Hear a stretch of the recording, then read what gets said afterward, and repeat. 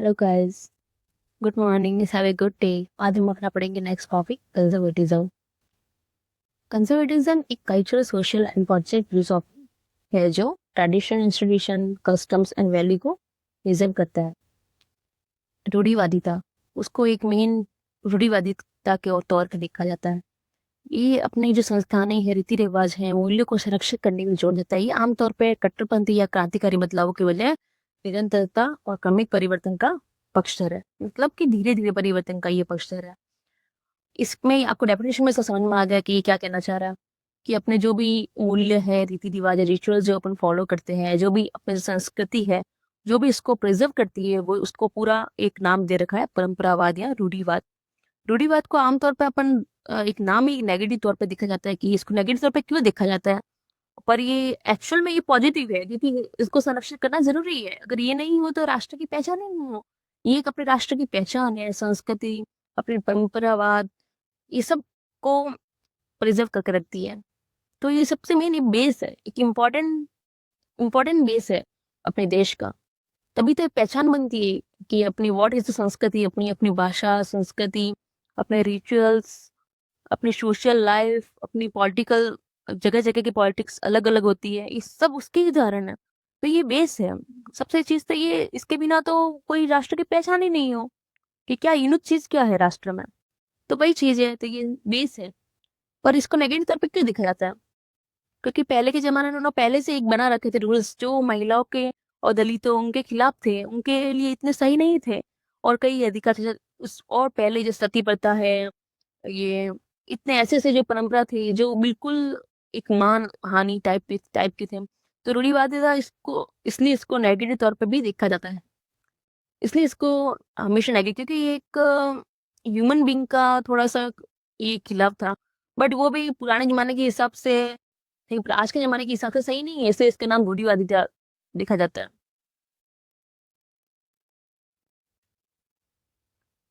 अब हम पढ़ेंगे इसके टाइप्स कौन कौन से हैं।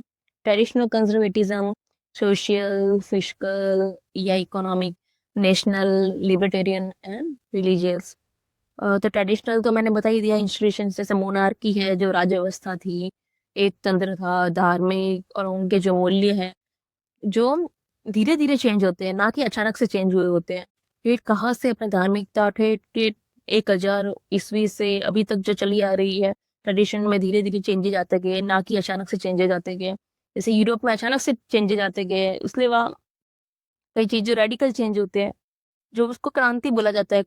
और इसको परंपरावाद बोला जाता है। धीरे धीरे चेंज होता है, अचानक से चेंज नहीं होता, अडॉप्ट करने में भी टाइम लगता है। और जैसे इसके एडम बर्क है, इसकी ज्यादा वकालत करते हैं, 18वीं सेंचुरी में है।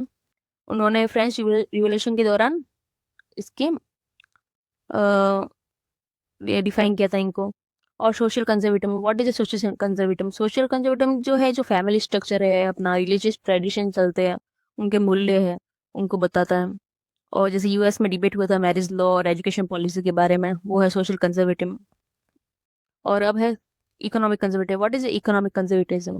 जो एडवोकेट लिमिटेड गवर्नमेंट स्पेंडिंग, मतलब ये इसमें क्या होता है कि गवर्नमेंट जो मोस्ट ऑफ सोशल वेलफेयर पे ज़्यादा खर्च करती है, उस पे ध्यान दे ज़्यादा कर रही है खर्च। फ्री मार्केट को सपोर्ट कर रही है, लो टैक्सेशन उसको सपोर्ट कर रही है। और इसमें रेगन एरा था, रोनाल्ड रेगन इन यूएस में, तब उसमें उनके टाइम में यही उनकी पॉलिसी थी इकोनॉमिक कंजर्वेटिज्म की। मतलब जो डिफरेंट डिफरेंट ग्रुप की सबको लिबर्टी थी कि सब अपना फ्री मार्केट कर सकता है, ज़्यादा इंटरवेंशन नहीं करती थी गवर्नमेंट, तो उसकी वकालत करते थे। तो नेशनल कंजर्वेटिव में क्या है? Emphasize sovereignty, national identity, culture heritage, ये सब नेशनल कंजर्वेटिव में अंदर आता है। और लिबर्टेरियन कंजर्वेटिव में क्या है? Prioritize individual liberty, minimal state interventions, free market principle. ये सब लिबर्टी अपने आगे पढ़ रखा है, आगे की वीडियो में मैंने पढ़ा रखा है। इसके अंदर वही है, जो यूएस टी पार्टी मूवमेंट है, ये इसका ही उदाहरण है। जो सबको अपने ग्रुप को एकदम इंडिविजुअल, बिल्कुल गवर्नमेंट इंटरवेंशन नहीं चाहिए उनको, और एकदम फ्री मार्केट प्रिंसिपल सिद्धांत होने चाहिए, वो चीजें हम। रिलीजियस कंजर्वेटिव में क्या है? ये seeks to align politics with religious doctrine and moral teaching. वही मोरल, नैतिकता का पार्ट है, सभी धार्मिकता, ये सब इसके अंदर जाते हैं। धार्मिकता को भी पॉलिटिक्स के अंदर ला दिया है, वो सब इसके अंदर, क्योंकि धार्मिकता को कंजर्वेटिव रखा जाए, संरक्षित रखा जाए, इसलिए इसको एक ह्यूज मात्रा में इसका उपयोग किया जाता है। जैसे कि Christians right in US and और Islamic conservatism in middle eastern politics उसमें देखा जा सकता है। और ये है कंजर्वेटिव व्हाट एक आइडियोलॉजी है जो ट्रेडिशनल स्टेबिलिटी और कंटिन्यूटी को बताता है। ये मैंने आगे बता ही दिया। ये जो ट्रेडिशन है रेस्पेक्ट और कस्टम है, culture practice long standing institute है। और ये ऑथोरिटी का सपोर्ट और एक सेकेंड हाँ, ट्रेडिशनल मोर कोड एम्फोसाइज करता है। रिलीजियस मोरिटी नाम से पता चल रहा है। नेशनलिज्म मैंने बोला था राष्ट्रवाद, Easter sense of national identity and unity. और गैजेट चेंज कंटिन्यूटी धीरे धीरे चेंज को सपोर्ट करता है। हम्म, और इसके मेन थिंकर कौन कौन से हैं? फाउंडेशन कंसर्न थिंकर फाउंडेशन वो फाउंडर जो बेस सबसे पहले जिन्होंने तक दिए वो इसमें है एडमंड बर्ग। सबसे पहला इसका नाम उनका नाम आता है 18वीं सेंचुरी में, जो ट्रेडिशन को गैजेट चेंज को और स्केप्टिकल टूवर्ड को रेडिकल चेंज मतलब इसको ज़्यादा गैजेट चेंज को ज़्यादा सपोर्ट करते हैं ये। और रसल के ये भी है इन्होंने ये भी एक है जो American conservative stretching moral order and cultural continuity को ध्यान देते हैं। और माइकल ऑक्सफोर्ड ये अमेरिकन कंजर्वेटिव है जो जिसके कारण प्रैक्टिकल गवर्नेंस की और ज़्यादा ध्यान देते हैं। प्रैक्टिकल गवर्नेंस आप जानते ही हैं, मतलब कि ज़्यादा गवर्नमेंट ज़्यादा सीधा बनाने की ज़्यादा प्रैक्टिकल पे ज़्यादा ध्यान दे, इस पे ज़्यादा ध्यान देती है। अब आप बोलोगे ये प्रैक्टिकल कंजर्वेटिव में मतलब कि संरक्षित करना, तो इसके अंदर भी ये एक थिंकर है कंजर्वेटिव के, ना कि इसका तो ये नहीं ओनली एक ही आइडिया। वो बहुत उसके अंदर भी आइडिया देते जाते हैं कि हाँ उसके अंदर क्या सुधार किया जाता है। कंजर्वेटिव के अंदर भी इंप्रूवमेंट होते हैं जो उनके थिंकर है इनके बारे में ये तक देते हैं। और ये अमेरिकन कंजर्वेटिव वॉइस कौन से विलियम एफ बकली एंड इविंग क्रिस्टॉल, ये बहुत अच्छा है। ये इसका देखना गॉडफादर ऑफ न्यू कंजर्वेटिव, इसमें ये बहुत ज्यादा इंपॉर्टेंट है, इनका नाम ध्यान रख देना है। Free market strong foreign policy है। मिल्टन फ्राइडमैन ये भी है इन्होंने लिमिटेड गवर्नमेंट की एडवोकेसी की। और ये रोनाल्ड ये कंटेम्प्रेरी है फिगर है, नाम खाली ध्यान रखना लोग, ये इनके मतलब इससे रिलेट करते हैं। थॉमस ऑयल है, इवन लेविन है, नॉर्मल नाम ध्यान रखो तो भी वो होता है। अब हम क्वेश्चन कर लेते हैं थोड़े कंजर्वेटिव के बारे में। Who among the following is conservative father of the modern conservative? Father of the modern ये एडमंड बर्ग, मैंने बोला फाउंडेशन इनका ये तो यही होगा answer. Which of the following statement of the best reflects the conservative thought? कौन सा होगा आप बताओ? बेस्ट रिफ्लेक्ट कंजर्वेटिव थॉट सबसे बेस्ट उदाहरण कौन सा है? Society is rational contract among individual roast. देखो ये तो बिल्कुल गलत है क्योंकि अमंग मैंने क्या बताया था हर ग्रुप को फ्रीडम थी, तो ये डायरेक्ट गलत हो गया। Society is the organic whole rooted in tradition, और ये सही लग रहा था नहीं दो देख लेते हम। Society must be reconstructed through revolution, no revolution में डायरेक्ट नहीं हुआ है, धीरे धीरे चेंज हुआ है, तो ये भी गलत हो गया। Society is the best only rational का नो, ये भी गलत हो गया। ओनली आ गया, मोस्ट ऑफ द गलत ही होती है, ध्यान रखना इसका भी आंसर है। According to the Edmund Burke society is the contact between living individual only, no ये हाँ इन्होंने डायरेक्ट इसका कोई वकालत नहीं की इन्होंने। The partnership between past present and future generation, हाँ ये फिर भी लग रहा है कि धीरे धीरे चेंज। इरेशनल कॉन्स्ट्रक्ट इन्होंने इसका विरोध किया है, द डिवोशनल इसका भी विरोध किया है। इन दोनों में कौन सा लगा? ये बड़ा सही लग रहा है, डायरेक्ट ये आंसर है भी। These conservative thinkers argue that politics should be about practical governance, not utopian ideals. Utopian ideal में तो पहले सिद्धा बना रखे हैं पूरे, जो चेंजेस नहीं होते हैं। और प्रैक्टिकल गवर्नेंस अभी बताया था, प्रैक्टिकल गवर्नेंस का आंसर इसका कौन सा होगा बताओ? गवर्नमेंट सोचो, इसका ही आंसर है बी माइकल ऑक्सफोर्ड। अभी आपने बनना पड़ा है। एक माइकल ऑक्सफोर्ड किस में थे? अमेरिकन वॉइसेस में।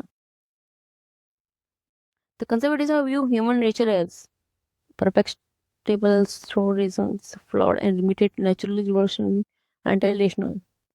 कंजर्वेटिव व्यू और ह्यूमन नेचर कौन सा है? ह्यूमन नेचर के अंतर्गत कंजर्वेटिव का क्या व्यू है?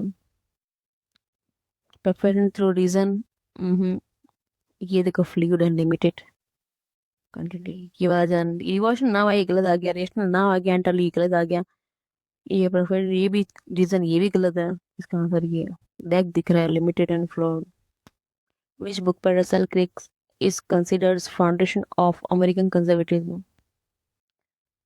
रसेल बुक की केर की कौन सी बुक है? ये आपके लिए नया है आंसर। ये कौन सी इसकी बुक होगी? डेमोक्रेसी, इसका आंसर ये वाला है, द कंजर्वेटिव माइंड। तो साइकिल की ध्यान रखना। ओके। कंजर्वेटिज्म जनरली सपोर्ट, किसको सपोर्ट करता है? Free market and limited government, भी सही है। State control economy, revolutionary society, ये गलत है। रेडिकल, ये गलत है। इन दोनों में से आपको कौन सा सही लग रहा है? या स्टेट कंट्रोल इकोनॉमी, इन दोनों में से कौन सा सही है बताओ। तो इसके अंदर से आपको पता है ये डायरेक्ट लग रहा है, free market and limited government. आपने पढ़ाया है अभी, ज्यादा इंटरेस्टेड छोटे छोटे ग्रुप को स्वतंत्रता दी जाती है। इसका आंसर फर्स्ट है, ध्यान रखना। Which of the following is not a reason to principle? Respect for tradition, ये तो सही है। ऑर्गेनिक व्यू ऑफ सोसाइटी, ये भी सही है। ग्रेजुअल चेंज, ये भी सही है। तो रेडिकल चेंज इंजीनियरिंग, ये गलत है, मतलब कि ये सही है। इसका आंसर ये है, ठीक है। Who among the following is associated new conservatism? अभी मैंने पढ़ाया न्यू कंजर्वेटिज्म, याद करो, 2 मिनट याद करो जल्दी। कौन सा था? Irving Kristol, Karl Popper, and नहीं, तो आपने पढ़ा ही नहीं, तो जोड़ दी, तीनों हमने नहीं पढ़े। जॉन डॉल किस में थे? जॉन डॉल में लिबरेशन में आपने पढ़ा था। ये इरविंग कस्टल, ये वाला आंसर, ओके। अभी अपन ने पढ़ा था। कंजर्वेटिज्म ऑफन क्रिटिक्स, किसकी मतलब आलोचना करता है most of? Authority, religion, tradition, या रेशनल एब्स्ट्रक्शन, इसकी करता है? रेशन, ये रेशनलिस्ट, तर्कवाद का, क्योंकि ये सिद्धांतवादी है, इसलिए तर्कवाद का ऑब्वियसली अपोजिट ही होगा। इजी इजी क्वेश्चन नहीं है, बस आप ध्यान से देखना क्वेश्चन क्या कह रहा है, ध्यान से पढ़ना तो हो जाएगा। कंसेप्ट वाइज ही थोड़े बहुत याद करने जैसे। अब हम पढ़ेंगे नेक्स्ट, सोशलिज्म, समाजवाद।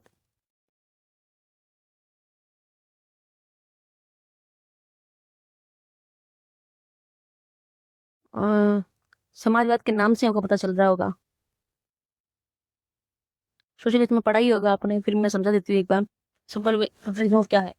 मोस्ट ऑफ ये सोशल जस्टिस, इक्वलिटी, गांव में इक्वलिटी, अपने देश में सबको इक्वलिटी, इक्विटी पे लाना, एक ये सोशलिज्म का ही पार्ट है। ये मोस्ट ऑफ जो कल्याणकारी स्कीम चलती है, ये सब जो सब ये डेवलपमेंट का काम चलता है, ये सब कल्याणकारी स्कीम है, ये आरक्षण है, ये सब इसके अंतर्गत ही आते हैं। इसके अंतर्गत ही सिद्धांत बनाया गया है, मतलब इक्वलिटी, सभी ग्रुप के अंदर इक्वलिटी हो। पैसों के मामले में भी वो करने की ट्राई कर रहे हैं, बट इक्विटी एक गरिमा के तौर पे भी देखा जाता है कि सबको एक बेसिक चीज तो सबको सेम ही मिले, तो वो चीज है। तो गवर्नमेंट इसके लिए बहुत कार्य कर रही है। अब तो इकोनॉमी के तौर पे भी लोग, गवर्नमेंट इनको बहुत ज्यादा सपोर्ट करती है, तो वो सब इसके अंतर्गत ही आता है। इसकी कोर प्रिंसिपल कौन सा है? सोशल ओनरशिप है, इकोनॉमिक इक्वलिटी है, डेमोक्रेटिक कंट्रोल है, welfare and solidity and critic of capitalism. सबसे इसका मेन पार्ट है देखना, ये क्रिटिक ऑफ कैपिटलिज्म जो है ना, ये जो मेन जो पूंजीवादी वर्ग होते हैं ना, बड़े बड़े अमीर लोग, भी वो श्रमिक लोगों का एक्सप्लॉइटेशन करते हैं, और कई बार क्लास कॉन्फ्लिक्ट भी हो जाता है, कंस्ट्रक्शन ऑफ वेल्थ। ये भी जो अमीर बहुत ज्यादा अमीर बनते जा रहे हैं और गरीब गरीब बनते जाते हैं। ये एक रिपोर्ट के अनुसार तो अमीर 1% अमीर के पास इतनी दौलत थी कि 60% आदि लोगों के पास इतनी थी। तो कितना ज्यादा वो हो गया डिफरेंस। तो बस इसी को डिफरेंस को कम करने के लिए गवर्नमेंट सब स्कीम लाती है, वो कहलाती है, इसलिए ये एक वर्ड आया सोशलिज्म की, इक्वलिटी। तो ये इसका इसका सोशलिज्म का एक्सट्रीम ग्रुप वही मार्क्सिज्म कहलाता है। और ये जो मैंने अभी बताया आपको, वेलफेयर और solidity, universal provision of health, education और सोशल सिक्योरिटी पे खर्च करती है गवर्नमेंट। और डेमोक्रेटिक कंट्रोल है, ये भी हम, economic equality, social ownership, public, corporative, communal, employ ownership of की इंडस्ट्रीज। मतलब ये सभी जो ये जो ओनर सोशल ओनरशिप है, ये एक किसी एक के हाथ में नहीं होनी चाहिए। ऐसे major variant language, democratic socialism का electric democracy plus social ownership plus welfare state. ये बस ये ध्यान रखना कि हाँ ये क्या कहना चाह रहा है, की टर्म्स ध्यान रखना। इससे क्या है, तो कई बार अपने लिए आसान हो जाता है। कई बार बड़े बड़े पैराग्राफ होते हैं, तो हम ओनली कीवर्ड या तो क्या देख लेते हैं, तो समझ जाता है कि एक्चुअली में क्या कहना चाहता है। तो मार्क्सिज्म सोशलिज्म में क्या है, हिस्टोरिकल मेटरलिज्म है, वो क्लास के बारे में ज़्यादा बताता है, स्ट्रगल कि ओनली वो पूंजीपति को क्लास कोई होना ही नहीं चाहिए, कोई ऐसी कोई क्लास स्ट्रगल, वो बिल्कुल एक्सट्रीम लेवल पर चला जाता है। ये थोड़ा नेगेटिव तौर पर ही देखा जाता है इसको, पर उस टाइम अत्याचार भी होते हैं, उस टाइम के हिसाब से सही भी होगा, पर अभी एकदम नेगेटिव तौर पर देखा जाता है। मार्केट सोशलिज्म, मार्केट सोशलिज्म में क्या है, ये है market return for allocations from socially own और रेगुलेट, मतलब सोशली रेगुलेट हो, वही एक के हाथ में नहीं होना चाहिए। यूटोपियन और cooperative socialism, voluntary cooperate and gradual reform, वही सब ट्रस्ट वगैरह चलते हैं, वॉलंटरी काम होते हैं, ये सब सोशलिज्म के अंदर ही आते हैं। कि थिंकर कौन कौन से है, कार्ल मार्क्स है, फ्रेडरिच एंगल, ये ध्यान रखना, थिंकर का बहुत ध्यान रखना, उनके आइडिया मेन किसके बारे में कह रहे हैं उनके बारे में ध्यान रखना। फ्राइडरिच एंगल है, रॉबर्ट ओवन है, चार्ल्स फूरियर है। तो कार्ल मार्क्स से ये ध्यान रखना, क्रिटिक ऑफ कैपिटलिज्म, ये सबसे ज्यादा इंपॉर्टेंट है, मार्क्सिज्म और सोशलिज्म में डिफरेंस ही बताता है। और सरप्लस वैल्यू, जो मतलब कि श्रमिकों को, जो अमीर लोगों की जो प्रॉफिट होता है, मोस्ट ऑफ ऐसा प्रॉफिट होता है जो श्रमिकों को उनको ये वेतन नहीं दिया जाता, तो उनको सरप्लस वैल्यू, जो उनकी जो प्रॉफिट होते हैं उनको सरप्लस वैल्यू कहा जाता है। अमीरों का, एक सेकेंड, हाँ, अमीरों का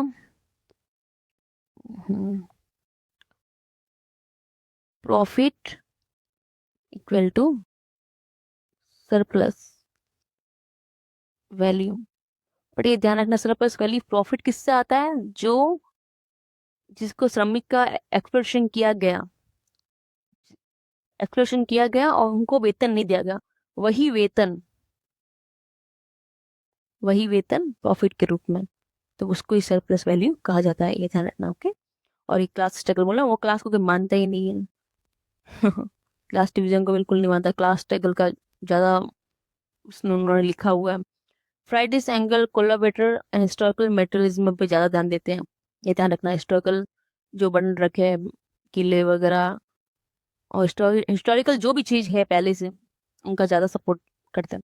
और रॉबर्ट ओनर, चार्ल्स फूरियर, ये ध्यान रखना, अर्ली कोऑपरेटिव का नाम आया था ना, यूटोपियन मॉडल, और तो ये ध्यान रखना, फूरियर, ये पूरा याद रखना, ये बस कंसेप्ट कुछ याद रखना जैसा है, तो आप निकाल दोगे नटशेल।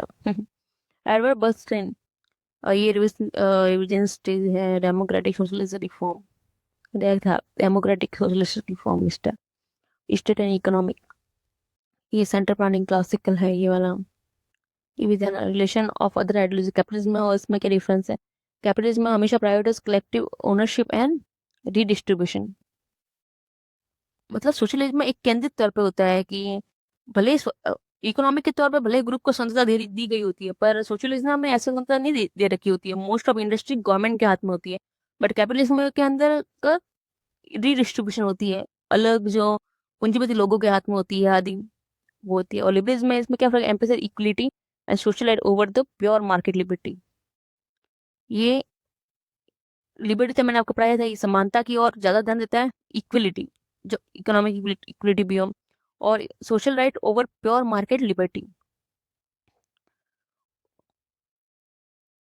सोशल राइट की ओर ज्यादा ध्यान देता है, ना कि फ्री मार्केट। ये सोशलिज्म में मोस्ट ऑफ इकोनॉमिक बेस पे है, और ये लिबरलिज्म में मोस्ट ऑफ सोशली, व्यक्तिगत इंडिविजुअली राइट है, उनके ऊपर ज्यादा ध्यान देते हैं, इतना रखना। और ये क्या, कंजर्वेटिज्म, कंजर्वेटिविज्म और सोशलिज्म में क्या फर्क है, अभी मैंने पढ़ा है। कंजर्वेटिव में क्या, favour structure economic change, structure धीरे धीरे चेंज होता है ऐसे। और conservative favour tradition and gradualism. और सोशलिज्म में मोस्ट ऑफ कल्याणकारी योजना लाती है, डायरेक्ट चेंज भी कर लेती है, जो जो मोस्ट ऑफ लोगों का हित हो उसमें, वो देखती है सोशलिज्म। आपको पता है कि सोशलिज्म के मोस्ट ऑफ कौन कौन से इसके सपोर्टर है अपने इंडिया में, कौन कौन थे, जवाहरलाल नेहरू, जेएल नेहरू को सोशलिज्म ही कहा जाता है, क्योंकि इनके हाथ में थी मोस्ट ऑफ, जो ये पीएम थे उस टाइम, इन्होंने बहुत सारी स्कीमें निकाली, बहुत सारी इंडस्ट्री गवर्नमेंट के हाथों में ही थी। और जेएल नेहरू है, और ये राम मनोहर लोहिया है, जयप्रकाश नारायण है, जयप्रकाश नारायण है। कौन सी पार्टी थी, सोशलिस्ट पार्टी, ये ध्यान रखना, ये आ सकता है पर ध्यान रखना। इस ये मोस्ट ऑफ सोशलिज्म की थे अपने इंडिया में, राम मनोहर लोहिया, जयप्रकाश नारायण है, जवाहरलाल नेहरू है, ये समझे। अब उनके हम सोशलिज्म में क्वेश्चन कर लेते हैं।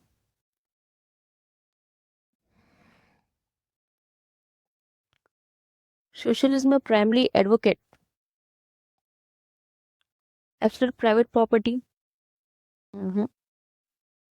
ये डायरेक्ट गलत है। Minimal state and laissez faire market, no no no no, ये भी नहीं है। फ्यूडल लैंड होल्डिंग सिस्टम, ये भी नहीं है। This come most of ownership of the mean of production, direct ही दे रखा है। Which thinker is the most closely associated with the critic of capitalism and class? अभी अपन ने पढ़ा है critic of capitalism, class, next सोचने की जरूरत ही नहीं है। Democratic socialism different from classical Mexican Marxism mainly by rejecting democracy entirely. हाँ, ये भी गलत है। डेमोक्रेसी को वो entirely डायरेक्ट रिजेक्ट नहीं करता है, वो ओनली, वो तो गवर्नमेंट को ही रिजेक्ट करता है, वो क्लास को ही रिजेक्ट करता है। Emphasizing electoral democracy and gradual reform. Democratic socialism differ from classical Marxism. कौन सा अंतर है? मोस्ट ऑफ, ये देखो, डेमोक्रेटिक मतलब ये आ गया, एम्फोसाइजिंग इलेक्ट डेमोक्रेसी, इलेक्टोरल आ गया, मतलब ये डिफरेंट है इसके इससे। Advocacy immediate abolitions of market by force, ये भी नहीं है, गलत है। सब वो सपोर्टिंग फ्यूडल इंस्टीट्यूशन, ये तो दोनों सपोर्ट नहीं करते। मोस्ट ऑफ ये वाला ये कि डिफरेंट कौन सा, इलेक्टोरल आ गया, डेमोक्रेटिक में आ गया, तो चेंज दोनों में चेंज यही है। मोस्ट ऑफ ये थोड़ा की पॉइंट ध्यान रख लो, आंसर आ जाएगा। मार्केट सोशलिज्म मीन्स, अभी बताया market, what is the market socialism? Complete abolition of market, नहीं, ये तो गलत ही है। प्योर लेजिस फेयर कैपिटलिज्म, ये भी गलत है। प्योर मतलब फ्री मार्केट, प्योर, बिल्कुल इंटरवेंशन, सोशलिज्म में इंटरवेंशन करती है गवर्नमेंट, वो तो केंद्रित होता है, सेंट्रलाइज होता है, तो मोस्ट ऑफ ये भी गलत है। छोटे छोटे ग्रुप का सुनते हैं, दे रखी होती है, पर मोस्ट ऑफ इंटरेस्ट और गवर्नमेंट के हाथ में ही होती है, इसलिए ये भी गलत है। गवर्नमेंट रेगुलेशन वगैरह भी करती है। Return to barter economy, no, गलत।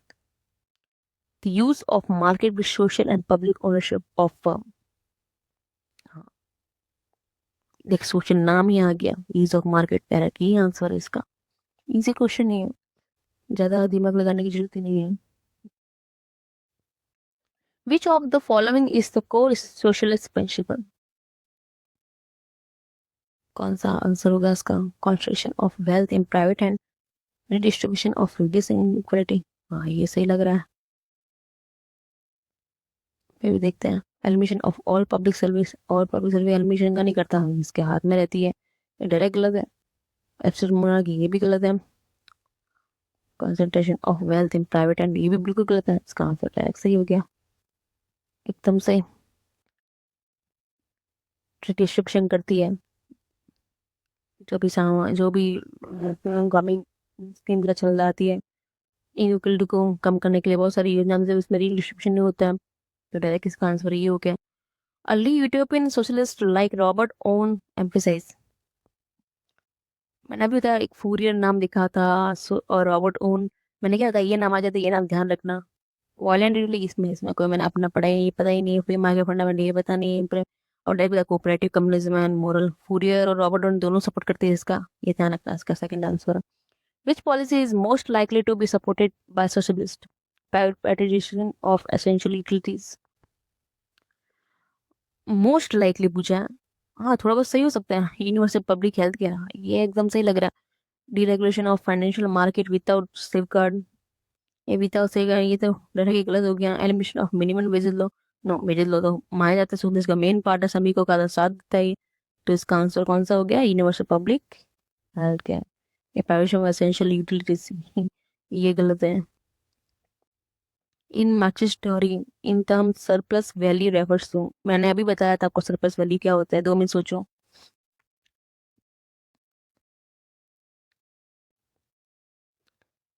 The government budget surplus, the value produced by labour beyond wages appropriate by capitalist, ये मैं बोला था ना, ये वाला डायरेक्ट ही आंसर है, कोई पढ़ने की जरूरत ही नहीं है। आगे